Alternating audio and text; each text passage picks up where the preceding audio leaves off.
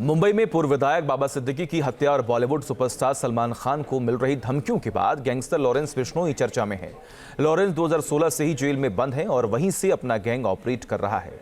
एक मामूली छात्र नेता से कैसे कुख्यात गैंगस्टर बन गया लॉरेंस बिश्नोई, देखिए।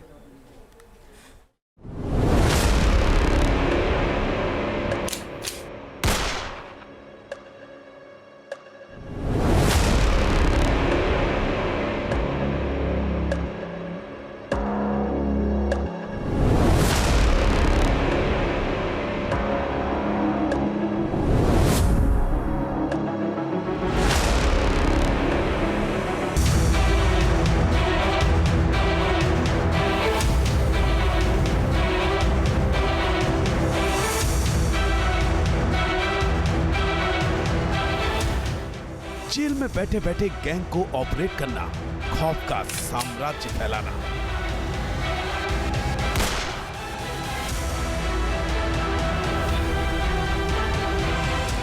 जेल से फिरौती मांगना, अपराध की साजिश रचना।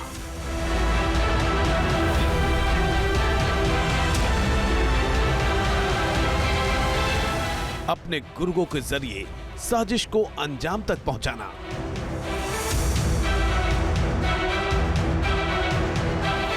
और फिर अपराध का कबूलनामा भेजकर सनसनी मचा देना।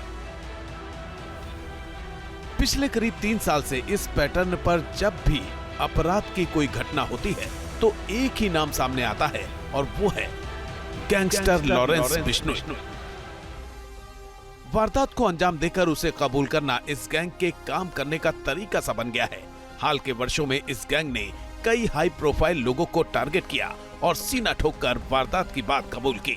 लॉरेंस बिश्नोई गैंग के हाई प्रोफाइल टारगेट को देखें तो इस गैंग ने मुंबई में सरेआम बाबा सिद्दीकी की हत्या कर दी। इससे पहले मशहूर पंजाबी सिंगर सिद्धू मूसेवाला की हत्या कर दी थी। करणी सेना के अध्यक्ष सुखदेव सिंह गोगामेडी की हत्या में भी इसी गैंग का हाथ सामने आया था। बिश्नोई गैंग की पहुंच का अंदाजा इसी बात से लगाया जा सकता है कि इसने कनाडा में पंजाबी सिंगर AP ढिल्लों पर फायरिंग करवाई थी। लॉरेंस बिश्नोई बॉलीवुड के सुपरस्टार सलमान खान को भी धमकी देता रहता है। सिंगर हनी सिंह को भी जान से मारने की धमकी देकर बिश्नोई गैंग कुख्यात हो चुका है। लॉरेंस बिश्नोई लंबे वक्त से जेल में बंद है, लेकिन वहीं से अपने गैंग को ऑपरेट कर रहा है और क्राइम की दुनिया में अपना सिक्का जमाने की कोशिश कर रहा है। बाबा सिद्दीकी की हत्या से पहले बिश्नोई गैंग ने ज्यादातर वारदात उत्तर भारत में ही अंजाम दी थी। हालांकि बिश्नोई की निगाह देश की औद्योगिक राजधानी मुंबई पर थी। बिश्नोई गैंग हाई प्रोफाइल लोगों पर हमला करके माया नगरी में दहशत कायम करना चाहता था। इसी कारण पहले सलमान खान समेत कई हाई प्रोफाइल लोगों को धमकी दी गई। उसके बाद बाबा सिद्दीकी जैसे प्रभावशाली शख्स की हत्या करके खौफ की एक नई इबारत लिखने की कोशिश की गई।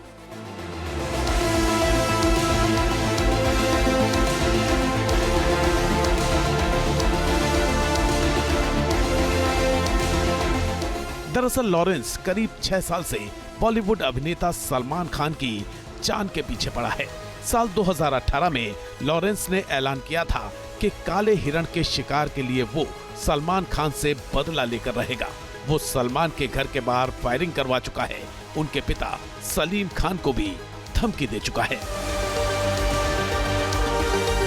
दरअसल काले हिरण के शिकार के मामले में सलमान को सजा सुनाए जाने के बाद से ही लॉरेंस बिश्नोई उनकी जान के पीछे पड़ गया था।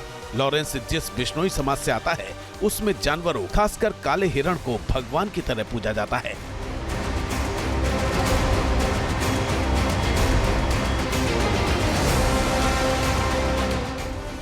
लॉरेंस बिश्नोई ने सबसे पहले साल 2018 में जोधपुर कोर्ट में सलमान को जान से मारने की धमकी दी। 2019 में लॉरेंस बिश्नोई के खास शूटर संपत नेहरा ने सलमान को मारने की कोशिश की थी। हालांकि पुलिस ने उसे गिरफ्तार कर लिया था।